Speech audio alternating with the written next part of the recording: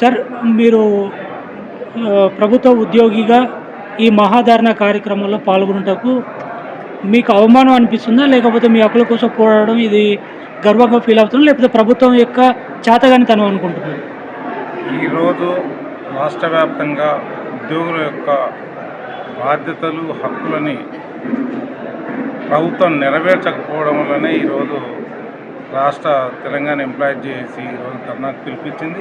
ఈరోజు ధర్నా కూడా ప్రతి ఉద్యోగి సెలవు పెట్టించి ఇక్కడ వాళ్ళ యొక్క ఆక్రోశాన్ని వెల్లబుస్తుండ్రు. కనీసం ప్రభుత్వం ఇప్పుడైనా దేశంలో ఏ రాష్ట్రంలో లేని విధంగా 6 DAలు పెండింగ్ ఉండడం, PRC కమిటీ ఏర్పాటు చేసుకుంటే 3 ఏళ్ళు అవుతుంది, మళ్ళీ 2 ఏళ్ళు అయితే మళ్ళీ PRC వచ్చే పరిస్థితి ఉంది. ఇట్లాంటి పరిస్థితిలో మా హక్కుల సాధనకు ఖచ్చితంగా తప్పని పరిస్థితిలో ఈ ధర్నా కార్యక్రమం ఏర్పాటు చేయాల్సి వచ్చింది. ఇప్పటికైనా ప్రభుత్వం స్పందించి మా కోరికలు నెరవేరిస్తే ప్రభుత్వానికి మంచి పేరు తగ్గడానికి ప్రతి ఉద్యోగి కూడా కష్టపడతారు. ప్రభుత్వంలో మేము కూడా ఒక భాగస్వామిగానే మేము ఫీల్ అవుతాం. ఓకే సార్, మీరు ఇంతకుముందు ఉన్న ప్రభుత్వాన్ని చాలా ఎత్తిపోసిండ్రు. మేము తెలంగాణ తెచ్చినటువంటి ఉద్యోగస్తులము, తెలంగాణ కోసము పోరాటం చేసిన పార్టీకి ఓట్లు వేసినామని చెప్పేసి పార్టీ వచ్చిన తర్వాత మా యొక్క హక్కులను నెరవేర్చలేదు, పరిపాలన కూడా సరిగా చేయలేదు అని చెప్పి ఆ ప్రభుత్వాన్ని తిరస్కరించేది. మరి ఈ ప్రభుత్వానికి మీరే యూనియన్స్ తర్వాత ఉద్యోగ సంఘాస్తులు పూర్తి స్థాయిలో సపోర్ట్ చేసి ఎన్నుకునేటువంటి ప్రభుత్వం మీ యొక్క డిమాండ్లు ఎందుకు నెరవేర్చలేదు? ఇంతకుముందు నా ప్రభుత్వం కూడా ఉద్యోగుల ఫ్రెండ్లీ ప్రభుత్వం అని చెప్తూ మమ్మల్ని చాలా కాలం మభ్యపెట్టి PRC కూడా ప్రతి 5 సంవత్సరాలకు రావాల్సింది ఇప్పటి వరకు గత 12 ఏళ్ళుగా 2వ PRC కొరకు కష్టపడాల్సి వస్తుంది. ఆల్రెడీ 2వ PRC అయిపోయి కూడా 3వ PRCకి మాకు 3 ఏళ్ళ టైం ఉంటుంది.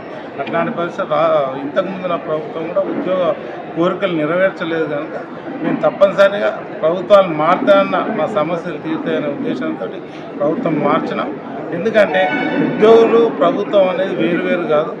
ఖచ్చితంగా మేము ప్రభుత్వానికి మంచి పేరు తగ్గడానికి మేము కష్టపడతాం. ఖచ్చితంగా మా కోరికలన్నీ నెరవేర్చాలని ప్రభుత్వాన్ని కోరుతున్నాం. దాంట్లో భాగంగా ఈరోజు కూడా మేము పిలిపించాం. సార్, తెలంగాణ జేఏసీ ఒక లీడర్గా మీరు రాష్ట్ర ప్రభుత్వానికి ఆదాయాన్ని సమకూర్చేటువంటి వనరులను చూపించాలి, ఆదాయాన్ని పెంచాలి. కానీ రాష్ట్రం ఏర్పడిన తర్వాత కొత్త రాష్ట్రం ఆర్థిక వనరులు చాలా తక్కువ ఉన్నాయి. ఆర్థిక వనరులు లేని పరిస్థితుల లోపల మరి ఆదాయం ప్రభుత్వానికి వచ్చేటట్టు మీరు ఉద్యోగస్తులుగా మీరు ఎందుకు కష్టపడతలేరు? మీరు తెలంగాణ జేఏసీ తరఫున ఉద్యోగస్తులుగా మీరు ప్రభుత్వాన్ని అప్పులపాలు ఎందుకు చేస్తున్నారు? మేము అప్పులపాలు చేయడం లేదండి. ప్రభుత్వం ఏదైతే బడ్జెట్ ఉంటుందో బడ్జెట్ అనుగుణంగా మన యొక్క స్కీమ్లు అనేది పెట్టాలి. ఫ్రీ స్కీమ్స్ పెట్టొద్దని మేము ప్రభుత్వ ఉద్యోగులు ఎప్పుడూ కోరుకోలేదు. మా యొక్క హక్కుల గురించి మాత్రమే మేము పోరాటం చేస్తున్నాం. ప్రభుత్వాన్ని మేము ఎట్టి పరిస్థితుల్లో కూడా అప్పుల్లో ఊబిలోకి నెట్టాలనే ఉద్దేశం కాదు. ఈరోజు 10 జిల్లాలు ఉన్నది 33 జిల్లాలు అయినాయి. కానీ మా క్యాడర్ స్ట్రెంత్ పెరగలే. ఇప్పుడు ఉమ్మడి జిల్లాకున్న ఒక కలెక్టరేట్లో దాదాపు 50 మంది ఉద్యోగులు ఉంటే 5 జిల్లాలో కలిపి ఒక్క కలెక్టరేట్కి 10 ఉద్యోగులను డివైడ్ చేశాం. దానివల్ల మాకు ఎంత ఒత్తిడి అవుతుంది ఉద్యోగుల మీద. అదే రిక్రూట్ చేయండి, కొత్త నిరుద్యోగులు చాలామంది ఉన్నారు, రిక్రూట్ చేయాలి. మన ప్రభుత్వానికి బడ్జెట్ని బట్టి మనం ఫాలో కావాలని మేము ప్రభుత్వం. సార్, ఒక్కటి తెలంగాణ గవర్నమెంట్ దేశవ్యాప్తంగా అవినీతిలో కూరుకుపోయింది. ఉద్యోగస్తులు చాలా దాంట్లో భాగస్వాములు ఉన్నారు. చాలా లంచాలు, అవినీతి అనేటువంటిది ఈ ప్రభుత్వ ఉద్యోగస్తుల వల్లనే ప్రభుత్వం అనేటువంటిది చాలా అపఖ్యాతి పొందుతుందని చెప్పేసి ఉంది. ఎప్పుడు కూడా ఏ ప్రభుత్వం కూడా ఈ జరిగేటువంటి లంచాల గురించి తర్వాత అవినీతి గురించి ఏ ప్రభుత్వం మాట్లాడలేదు.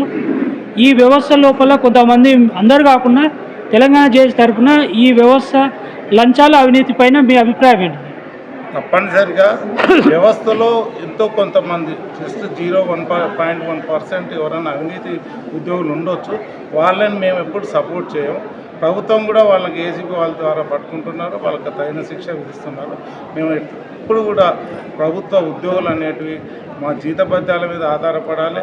మనం ఉన్న డబ్బుతో మా కుటుంబ పోషణకై మనం పాటుపడాలి తప్ప. సార్, ఏసీబీకి దొరికిన ప్రతి ఉద్యోగి కూడా ఈవెన్ పోలీస్ డిపార్ట్మెంట్ నుంచి, రెవెన్యూ డిపార్ట్మెంట్ నుంచి, కరెంట్ డిపార్ట్మెంట్ నుంచి, ఇంజనీరింగ్ డిపార్ట్మెంట్ నుంచి ప్రతి ఉద్యోగి కూడా వందల కోట్ల రూపాయల చేత అక్రమాస్తుల చేత పట్టుబడుతున్నారు. మరి ఉద్యోగాల మీదనే మేము ఆధారపడుతున్నామని మీరు ఎట్లా అంటున్నారు? అవినీతి అనేటువంటి విచ్చలవిడిగా ఉంది తెలంగాణ రాష్ట్రంలో. ఉద్యోగస్తులకు భారీ మొత్తం లోపల ఈ తెలంగాణలో చేసినటువంటి అప్పులను కూడగట్టిండు. ఉద్యోగస్తులు ఇరిగేషన్ డిపార్ట్మెంట్లో కాళేశ్వరం ప్రాజెక్టుకు సంబంధించిన ఒక చిన్న స్థాయి ఒక ఉద్యోగస్తు చేత 200 కోట్లు పట్టుబడినాయి. మరి చాలా అక్రమాలు జరిగినాయి, చాలా అవినీతి అనేటువంటి జరుగుతుంది. దాంట్లో మీరు భాగస్వాములు లేరంటారా? ఎట్లా ఈ రాష్ట్రంలో జరిగే అవినీతి? ఇప్పుడు కూడా అవినీతి అధికారులకు కొంత పాఠం, ఖచ్చితంగా ప్రభుత్వం వారికి తగిన శిక్ష విధించాలి. అది ప్రజల సొమ్ము. మేము ఇప్పుడు కూడా సపోర్ట్ చేయము. జేఏసీ తరఫు నుంచి కూడా అట్లాంటి వాళ్ళకు మేము ఖండిస్తాం. Okay sir, thank you.